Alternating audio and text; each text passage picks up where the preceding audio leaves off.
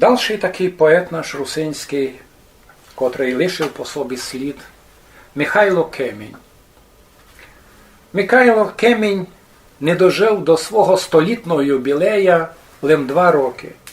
Родився в 1922 році у селі Іза Хуського району, а умер 21 октября 2020 року в Ужгороді. Фактично, як інтелігент, творча особа, він ся сформував у 40-ві роки. Але далі була війна, далі були по війні університети, далі було життя і робота учителя, у тому числі у селі Іза, був учителем в Ужгороді, жив і вмер в Ужгороді, я вже повів. І в постсовєтські часи Михайло Кемінь проказав себе тим, що він написав великий поетичний твір. Ми досить часто апелюємо до русинської літератури, говоримо, що много поетів.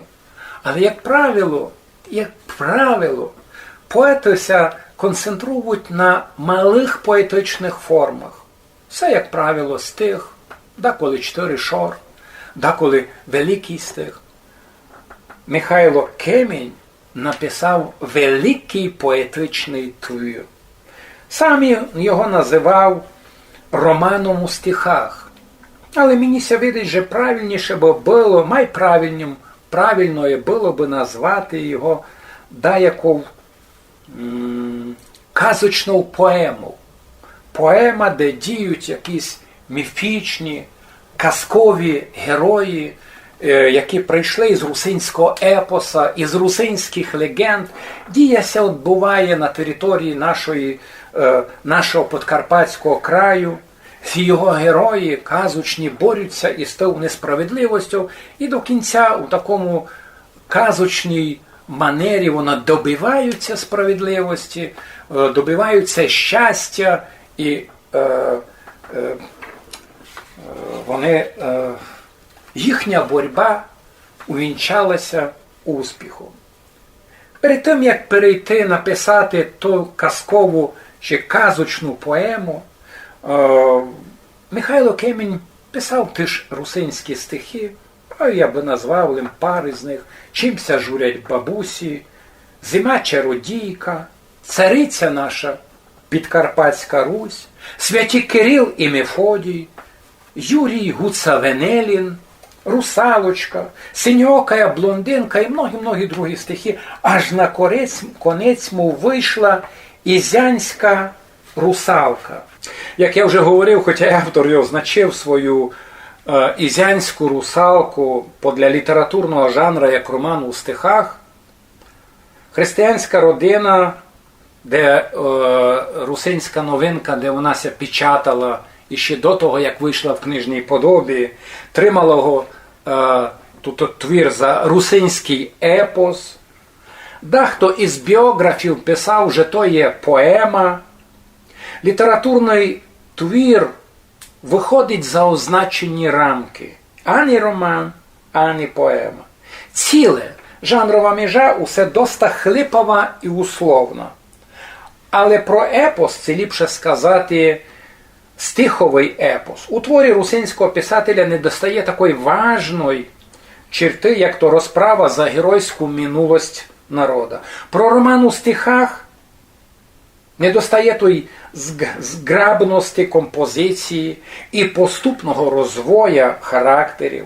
Про поему це можна повісти ліпше епічну поему. Є в тому творі через міру казочних елементів. Відтак жанр ізянської русалки скорше може означити як казочна поема. У цьому творі Кеміня легко угадує благотворний вплив російської романтичної літератури 19 століття. У першому ряді творчості Пушкіна, а тут би я пригадав, бо коли читаєш Кеміня «Ізянську русалку», то просто ся напрошують деякі паралелі із поеми Пушкіна «Руслан і Людмила», його таких казок, як «Сказка о царе Салтане», «Сказка о мертвой царевні і о сімі богатирях, і другі пушкінські тексти. Дія в казочній поемі «Ізянська русалка» відбувається у далекій минувшості, або конкретний історичний контекст досить тяжко визначити. Іде за добу, коли столицею у державі був варош Відень, коли мадярський граф Урбан гнав на панськоє своїх рабів і рабинь, а молодих русинів-хлопів за непослушність віддавали на війну і на муштру. Між тим, вдяка елементам травестії і тим подіям віддам 18 століття легко ся капчають реалії дальших епох, аж до сучасної України. В'єдно із гайдуками героїв переслідує жандар Піряник, а то вже 20 століття. На суд до Відня ізянського хлопа Василя Голубку ведуть через такі вароші, як Ужгород, а не Унгвар, і Братислава, а не Пресбург. Панські жони вдіті по моді, ми видимо їх на суді, вони беруть на ся комбінезони і ковбойки, а то вже друга половина 20 століття, а на ногах у них мокасіни. В інтер'єрі панського каштеля грофа Урбана ми можемо бачити, як на стінах висять образи французьких сюрреалістів, таких як Ван Гог і Пікассо. А коли у Відні русин Голубка впав до ока цісарці Розмарії, і вона його помилувала, то проста віденська челядь тому була дуже рада.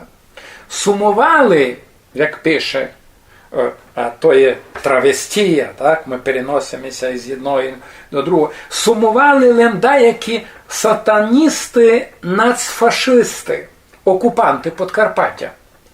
І дотричі прокричали: найрозпнятий русин буде. Всякое мішання атрибутів многих епох може зачислити до удачних находок автора поеми. Воно дозволяє попозирати на події у поемі як на вічні проблеми екзистенції чоловіка на землі, котріся у кожну історичну епоху повторюють, лем усе мало інших.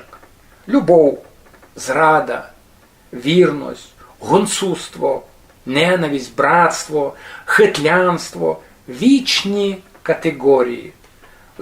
Зато і днесь доста актуально звучать слова із той поеми. Тко із нас не любить жити і не любить волю. Тко не хочеся бороти за найліпшу долю. Поема Кеменя то ода любові і вірності. Много тяжких страждань прийшлося пережити її героям, аби знайти своє щастя. Вони обоє суть простими селянами із русинського села Іза, близько Хуста, і панськими рабами. Але незабудка так звати 17-річної дівча і Василько Голубка, 20-річний хлоп, всокотили свою любов.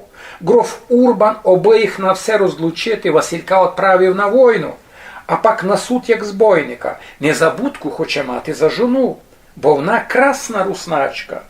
Незабудка не пристає на його вимогу, зато мусить тікати геть із дому, аж до вівчарів на полонину. Назлений граф пустився за нього у погоню і стражниками, і псами. Автор вибрав скоро казочний сюжет. Як то у казках сили природи помагають біглянці, вона ся навчила чути бесіду пташок і так ся дознає за події, що іщилемся мають стати. Вона чує голос свого суженика, і тот голос усе знає і нарадити, і хоча й поема обстала незавершено, автор написав лише перший том і видав його. Автор мав її скончити на мажорній ноуті. Наконець боротьба героїв поеми за своє людське щастя в авторській концепції трансформується у боротьбу за щастя цілого русинського народу. Таков апофеозов фінальної сцени у першому томі п'єси, коли герої спасаються із тірольської неволі, суть шорики за долю русинського народа.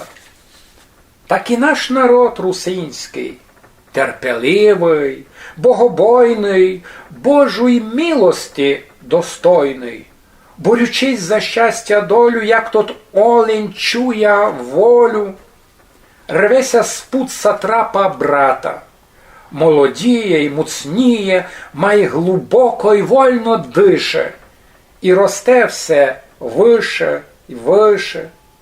Як думаєте, коли автор писав шорики за русина, котрий рвеся з пут сатрапа брата, кого він мав на гадці?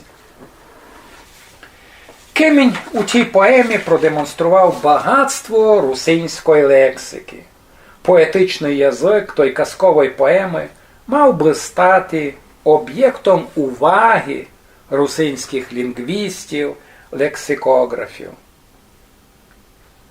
Говорили ми, що домінували між тим, хоча Кемінь написав казочну поему, але домінували малі поетичні форми. І тут можемо бачити творчість Петровця Івана, Новака Володимира, Сітера Івана, Володимира Танченця, Івана Фотула, Михайла Града, Василя Матоли, Сергія Тудовшия і многих-многих других.